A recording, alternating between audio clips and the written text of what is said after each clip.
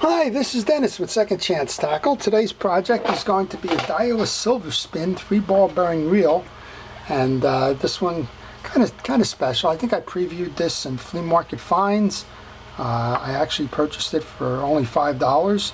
It's going to be for my grandson, who happens to be lefty, and this one's got the handle mounted to the right side, which will make it easier for him. And I can't wait to get out there and go fishing with him. So I figured I'd tune that up before I did, for want of being embarrassed by putting this onto a pole, even though it kind of spins nicely, putting it onto a pole and have something malfunction while we're doing some fishing. So I just taught him to cast. He's doing a great job of it, so it's time to kind of move him up the line in terms of the fishing. I found a Daiwa 7-foot pole that this is going to get attached to. It's a single blank pole, and just looking forward to getting that done. So while I'm getting started here, I want to thank all of our essential personnel, frontline folks, and first responders for everything you're doing during the pandemic. It truly is appreciated. Whether you're a healthcare worker, law enforcement, truck drivers, EMTs, anybody who's out there helping us get through this pandemic, well, thank you. Thank you so much for everything it is that you do. All right, we're going to take this reel apart. It's a 2500 Silverspin. It's got 3-ball bearings and an instant anti-reverse. So I said for kind of was an odd one. You can watch the flea market finds, but kind of an odd one. He was selling a lot of poles, and this one just was sitting by itself.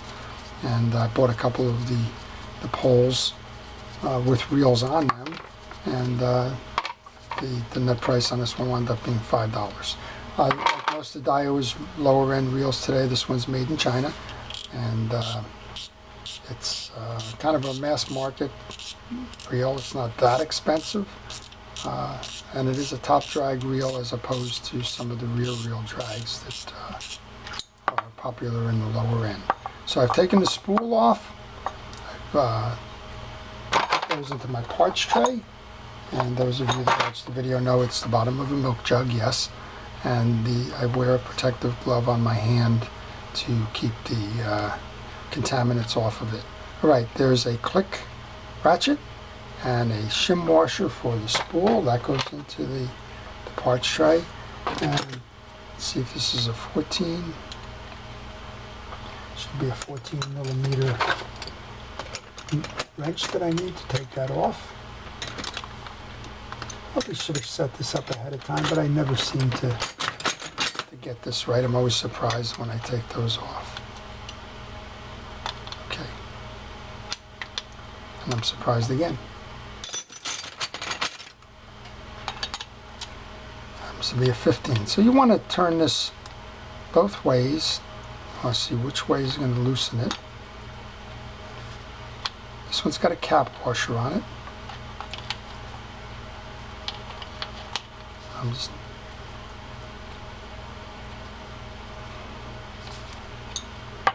It looks like you got to take that cap washer off before you can move the crown of this. So let's pull that cap washer off. It's doing its job. There's a little micro screw there. Don't lose that. It's a good reason for the parts tray. And we can pull that hold fast clip off.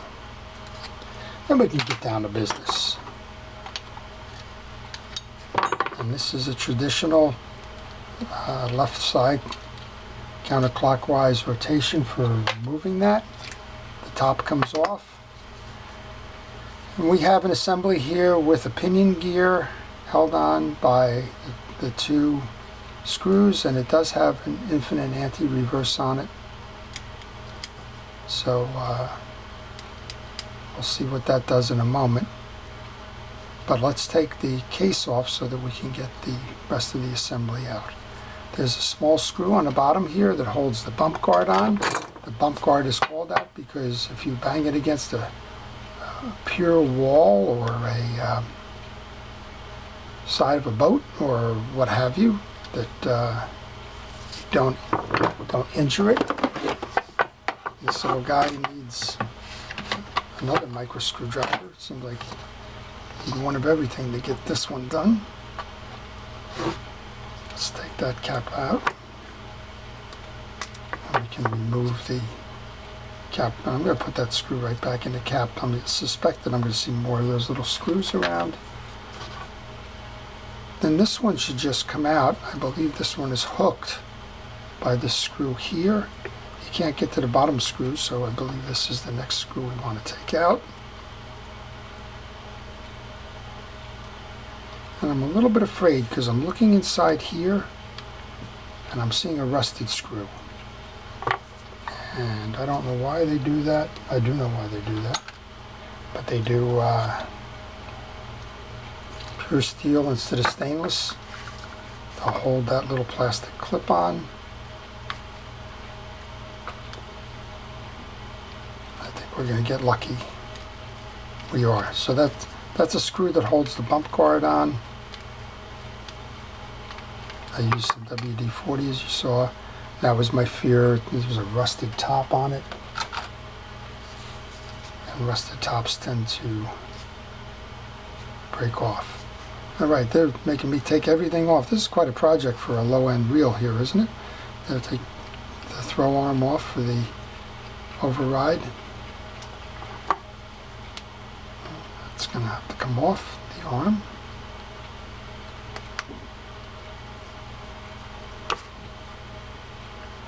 Again, like I did the other one, I'm going to leave those parts together. Now we can take that little cover off. Put that one inside this assembly. Part in there. Now we have two more screws here. We may have one in the back. No, okay. Two more screws. And we'll be able to come underneath and service this reel.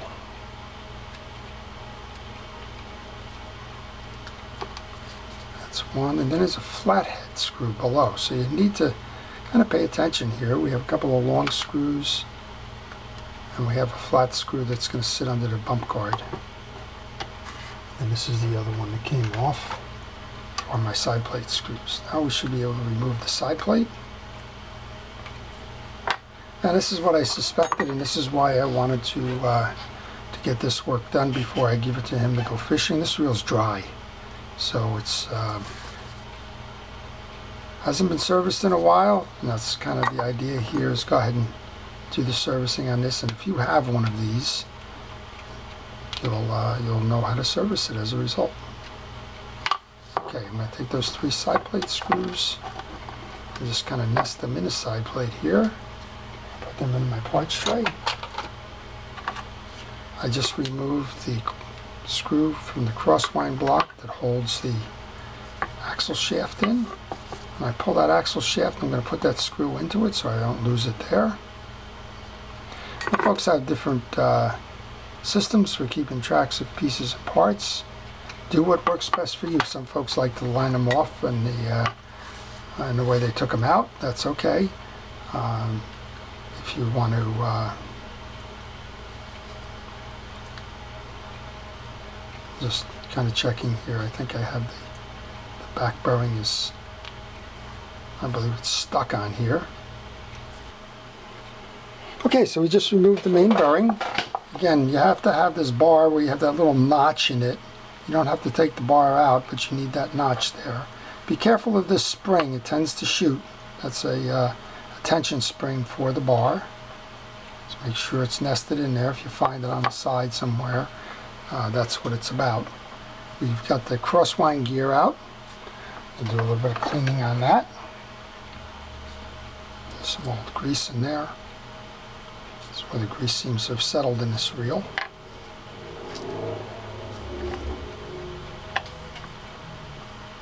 I'm just leaving these pieces off to the side for a moment because we'll be cleaning that up shortly. Notice that this main gear here has one of these little spring assemblies on it. That's going to control the anti-reverse. So you need to be aware of that, so when you go to reinstall, it's kind of a pin the tail on a donkey move here, but there is a slot right here in this anti-reverse that wire has to go through in order for this to operate properly. And there's that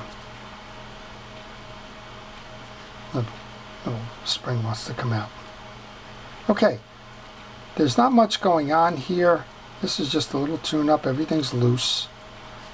I'm going to take the bearing off the top here.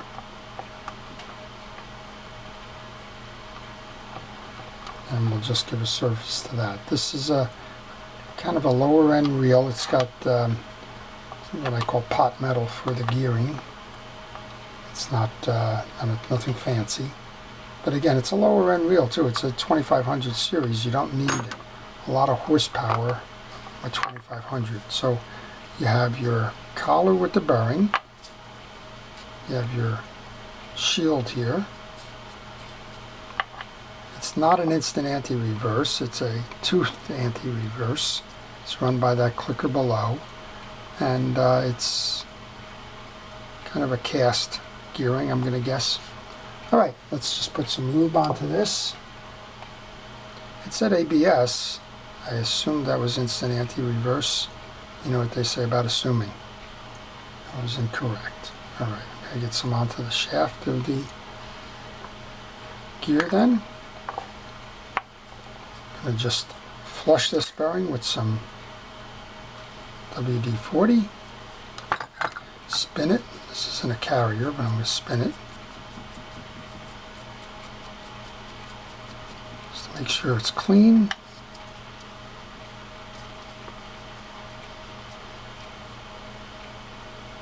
And I'm just going to go ahead and put this assembly back together. You have a collar there. I'm going to use fishing reel oil on that bearing now. I'm going to use Reel X. I'm going to reload in on this. Seat that into our carrier. Oops. I think they want me to put this on first. Then there's a double screw set up, so make sure that you have the parts correct.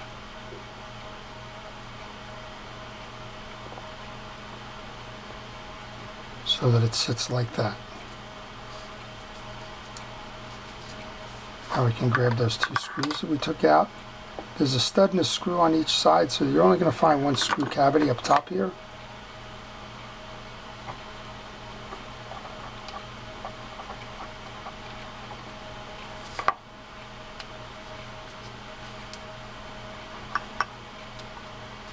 Working on an alignment issue at the moment.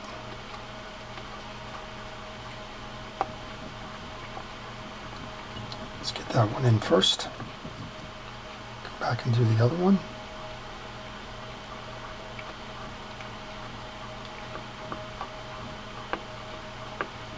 Okay, we can come down below then. We have the bearing in the back case here.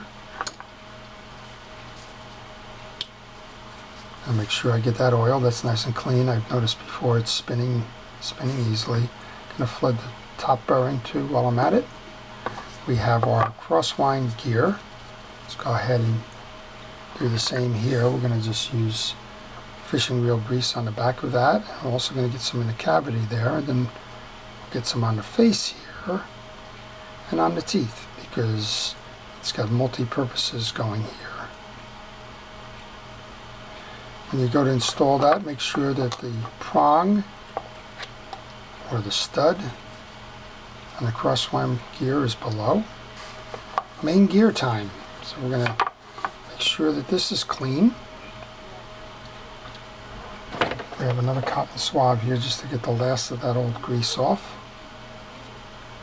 I'm going to check the teeth and make sure that they're all in good condition, which they are. And go ahead and load the teeth up. Make sure you get the grease onto the back, which is going to drive the Crosswind Gear as well. And we can go ahead and install that. Now we have that little spring, as I mentioned before. That's got to go into the bottom of this trip lever here. So it's a visual. Just kind of come over the top with it. They give you that little peekaboo eyelash there too. If you can't see it the one way, look through the other way. And then if you think you got it, go ahead and turn it, and you'll see if it's working there.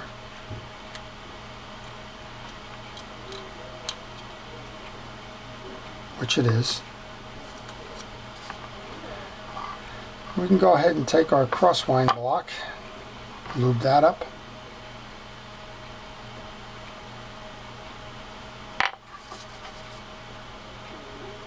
We can insert that over the stud here. And now we can go ahead and take our axle shaft, and we know where the screw for the axle shaft is. I'll make sure it's clean. It is. Get a little bit of lubrication on that. We can insert that through the top. Now you can do this with the rotor on or the rotor off. Since I took the rotor off after this initially, I'll put it back on that way. That's a little screw. I'm kind of getting nervous with that guy. Hopefully we'll be able to get that back on without dropping it inside the case there.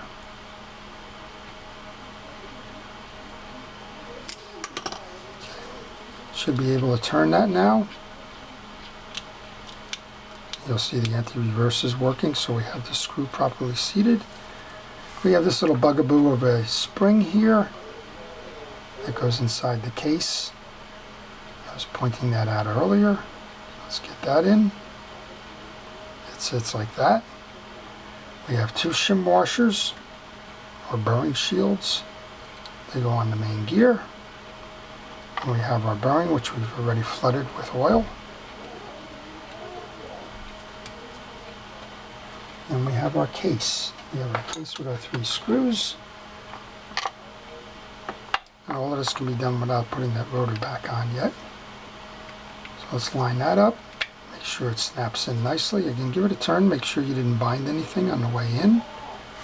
The 2 with the rounded heads go up top. This one was kind of unusual. You don't normally need to take that arm for the anti-reverse override off the reel. For some reason, when I made the bump guard for this one, I decided that that's an easier way to do it for them. Alright, the rounded heads go up top, the flat head goes down below. This is where keeping your parts organized helps. And we have our flat screw below here.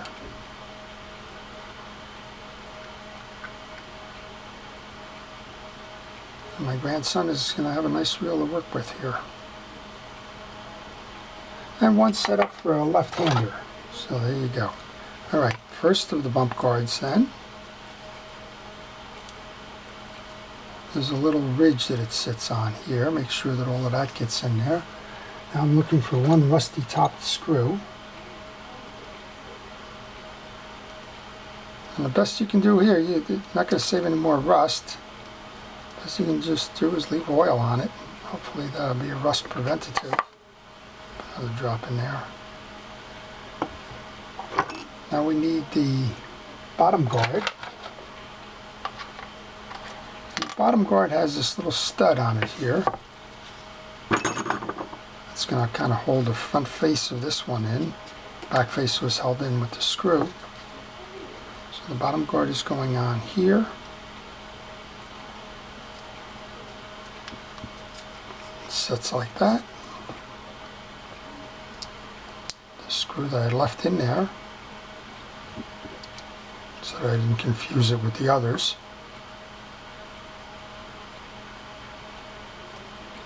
And I'm a little bit concerned about this one too. It's got some rust beginning on this one. Okay, now I have the screw from the override arm.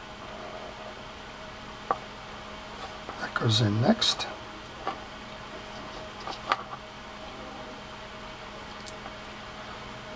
So it seems like a lot of work on this little reel, but take your time, have patience, and this reel will last quite some time, so long as those screws there don't rust out on us.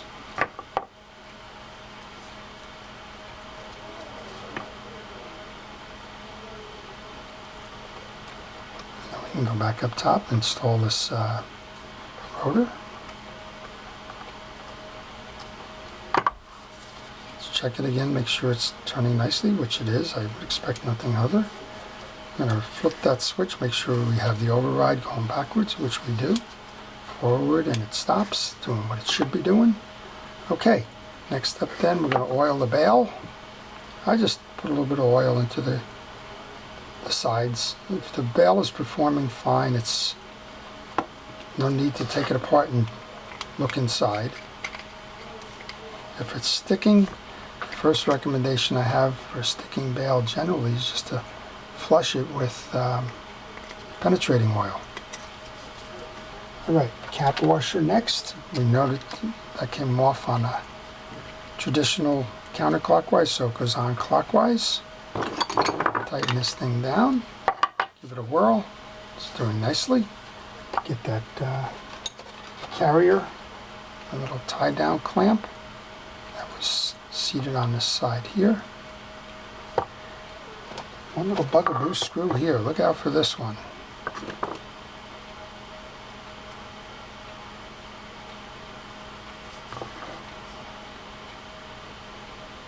So they've had a couple of screws and things in here that are a little mind-numbing. Alright, I have the click ratchet, and I have the spool shim. I have the handle, which we're setting up on the right side crank for my lefty. Handle screw.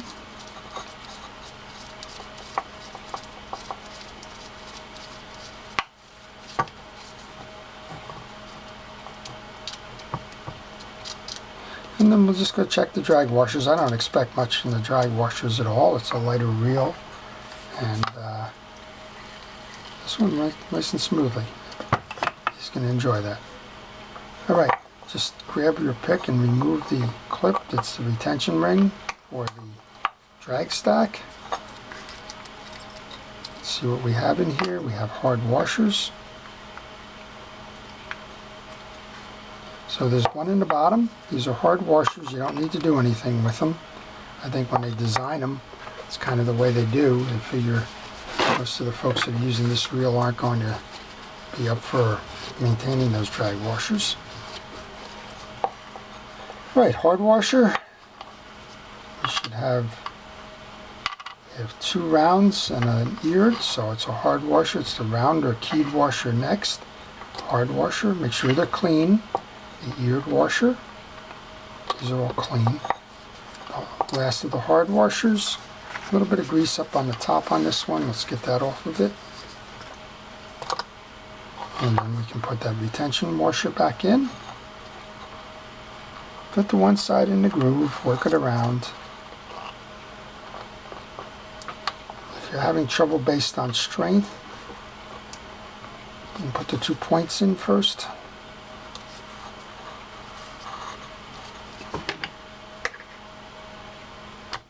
There we go. So your hard washer or your drag stack is set. Try to make that to the reel. And the last thing I'm going to do, but I'm not going to do it on camera, is get rid of this old line.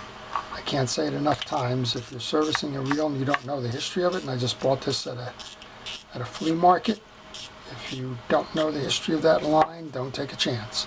Last thing I would want to see is my grandson out there fishing away, land the fish of his life, and have it break off because of old line. So that's it. That's the Daiwa Silverspin 2500 set up for a right-hand drive. You've seen how to take it apart to service it and put it back together again, and all in about 20 minutes or so. If you have one of them, you now know how to service it.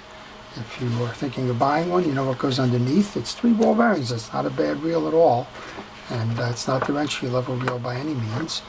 And it's a nice performer, and we're going to look forward to having some fun with this one in the coming days.